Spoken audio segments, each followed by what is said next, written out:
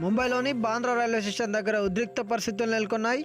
Lockdown పొడిగింపుతో స్వర్గమానికి వెళ్లేందుకు వేల సంఖ్యలో కార్మికులు రైల్వే స్టేషన్ దగ్గర గుంపుగూడారు. తమ స్వస్థలాలకు వెళ్లేందుకు అనుమతి ఇవ్వాలని ఆందోళనకు దిగారు.